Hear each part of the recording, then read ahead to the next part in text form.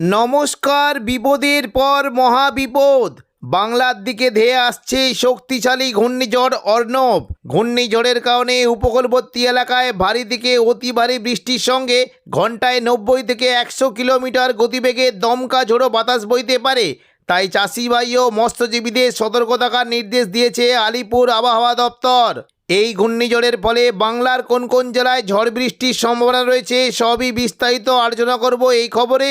খবরটি শেষ পর্যন্ত অবশ্যই দেখবেন। আর আপনি কোন জেলা থেকে আবহাওয়ার খবরটি দেখছেন সেই জেলাটি কমেন্ট করে অবশ্যই জানিয়ে দেবেন। নমস্কার। এই মুহূর্তে আলিপুর আবহাওয়া দপ্তরের গুরুত্বপূর্ণ খবর। নিম্নচাপ ও ঘূর্ণাবর্তের ফলে আগামী 8 মার্চ থেকে টানা 4 দিন দক্ষিণবঙ্গের বিভিন্ন জেলায় মেঘলা আকাশ সঙ্গে হালকা থেকে মাঝারি বৃষ্টির আশঙ্কা রয়েছে। পাশাপাশি উত্তরবঙ্গ, আসাম এবং বাংলাদেশের বিভিন্ন জায়গায় ভারী থেকে অতি ভারী বৃষ্টি হতে পারে। দেখুন, যদি আমরা 8 তারিখ করে দেখি, দুপুর থেকে বিকেলের মধ্যে উপকূলবর্তী জায়গার দিকে খুবই হালকা বিক্ষিপ্ত বৃষ্টি হতে পারে। মূলত দীঘা, কাঁথি, হলদিয়া, গঙ্গাসাগর, নামখানা, ফেজারগঞ্জ এই সমস্ত জায়গায় মেঘলা আকাশ সঙ্গে হালকা মাঝারি বিক্ষিপ্ত বৃষ্টি হতে পারে। তবে বৃষ্টির সম্ভাবনা কিছুটা রয়েছে, বিশেষ করে নামখানা এবং পাশাপাশি কাকদ্বীপ, রায়দিঘি, ঝড়খালি এবং সুন্দরবনের দিকে মেঘলা আকাশ সঙ্গে হালকা বৃষ্টি হতে পারে। তবে কিছুটা জোরালো বৃষ্টি হতে পারে। বারুইপুর, জয়নগর, মাঝিলপুর, গোসাবা এখানে একটু জোরালো বৃষ্টি হতে পারে। বারুইপুর, কিয়াতলা, জয়নগর, মাঝিলপুর, ডায়মন্ড হারবার, কুলপি, শ্যামপুর, বিষ্ণুপুর এই সমস্ত জায়গাতেই সকাল থেকে মেঘলা আকাশ থাকবে এবং দুপুর থেকে বিকেলের মধ্যে বজ্র বিদ্যুৎ সহ হালকা বৃষ্টির আশঙ্কা রয়েছে। পাশাপাশি কিছুটা বৃষ্টি হতে পারে তমলুক সংলগ্ন অর্থাৎ পূর্ব মেদিনীপুরের দিকে বৃষ্টি হতে পারে। তমলুক, মহিষাদল, ময়না, ভগবানপুর এই সমস্ত জায়গায় বৃষ্টির আশঙ্কা রয়েছে এবং পাশাপাশি পিংলা শহরের দিকে খুবই হালকা বিক্ষিপ্ত বৃষ্টি হতে পারে। কিছুটা জলেশ্বর সংলগ্ন বেলদা, কৈশোরী, নয়াগ্রাম এবং দাঁতনের দিকে বৃষ্টির আশঙ্কা রয়েছে। কলকাতার দিকে বৃষ্টির সম্ভাবনা রয়েছে। নিউ টাউন এদিকে দেখুন বজবজ, বাগনান এই সমস্ত জায়গায় মেঘলা আকাশ সঙ্গে 2-1 পশলা হালকা বৃষ্টি হতে পারে এবং দেখুন কিছুটা হাবড়ার দিকে বৃষ্টির আশঙ্কা রয়েছে। মুর্শিদাবাদ সংলগ্ন জায়গায় বৃষ্টি হতে পারে। দেখুন যদি আমরা দেখি কিছুটা দেখুন কাটোয়ার দিকে মেঘলা আকাশ সঙ্গে হালকা মাঝারি বৃষ্টির আশঙ্কা থাকছে। মূলত দেখুন বেলডাঙ্গার দিকে বৃষ্টি হতে পারে। রামপুরহাটের দিকে বৃষ্টির আশঙ্কা রয়েছে এবং পাশাপাশি দেখুন যদি আমরা দেখি খড়গ্রাম, বড়মা, গোরকানা এই সমস্ত জায়গাতেই মেঘলা আকাশ সঙ্গে হালকা বৃষ্টি হতে পারে। সাঁইথিয়ার দিকে বিক্ষিপ্তভাবে বৃষ্টির সম্ভাবনা রয়েছে সাঁইথিয়া এবং মল্লারপুরের দিকে। মুর্শিদাবাদের মূলত দমকল, করিমপুর, বহরমপুর, আজিমগঞ্জ, বেলডাঙ্গা এই সমস্ত জায়গাতেই মেঘলা আকাশ সঙ্গে 2-1 পশলা হালকা বৃষ্টি হতে পারে। রামপুরহাটের দিকে বৃষ্টির আশঙ্কা রয়েছে। পাশাপাশি জঙ্গিপুরের দিকে বৃষ্টি হতে পারে। দুলিয়া, নবাবগঞ্জ এই সমস্ত জায়গায় মেঘলা আকাশ সঙ্গে হালকা বৃষ্টির আশঙ্কা রয়েছে। পশ্চিমবঙ্গের পাশাপাশি বাংলাদেশের মূলত সিংড়া, সিরাজগঞ্জ, পাবনা, মেহেরপুর, রাজশাহী এই সমস্ত জায়গাতে বৃষ্টি হতে পারে এবং পাশাপাশি কিছুটা সরিষাবাড়ি, বগড়া, চাররাজীপুর, টুরা এবং ঘোড়াঘাট, বালুরঘাট সমস্ত জায়গাতেই বৃষ্টির আশঙ্কা রয়েছে।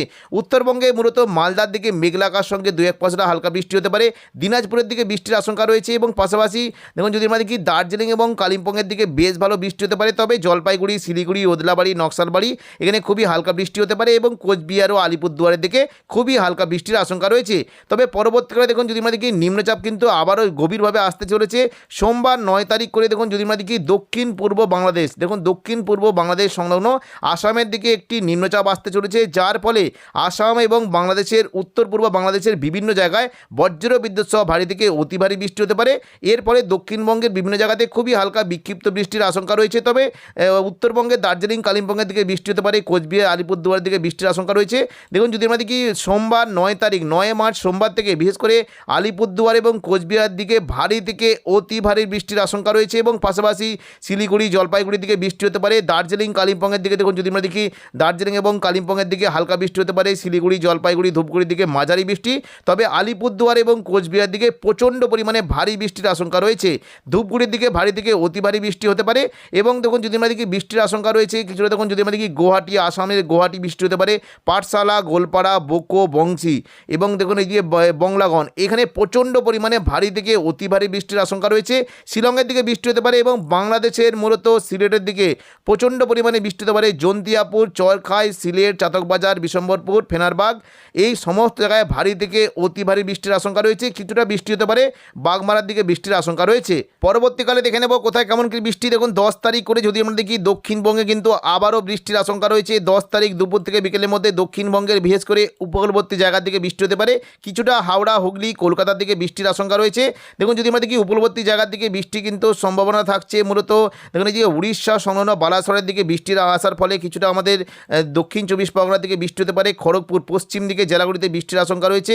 মূলত বৃষ্টি হতে পারে, বিশেষ করে পাঁশকুড়া, বালিচক, বেলি, মেদিনীপুর এবং পিংলা এই সমস্ত জায়গায় মেঘলা আকাশ সঙ্গে হালকা বৃষ্টি হতে পারে। কোলাঘাট, উলুবেড়িয়া, তমলুকের দিকে বৃষ্টির আশঙ্কা রয়েছে, বিশেষ করে বৃষ্টির সম্ভাবনা রয়েছে আমতা, বাগনান, কোলাঘাট, বজবজ এই সমস্ত জায়গায় মেঘলা আকাশ সঙ্গে 2-1 পশলা হালকা বৃষ্টি হতে পারে। কলকাতার দিকে বৃষ্টি হতে পারে, এই দেখুন কলকাতা, নিউ টাউন, রাজারহাট এই সমস্ত জায়গায় বৃষ্টির আশঙ্কা রয়েছে। হাওড়ার দিকে খুবই হালকা বৃষ্টি হতে পারে।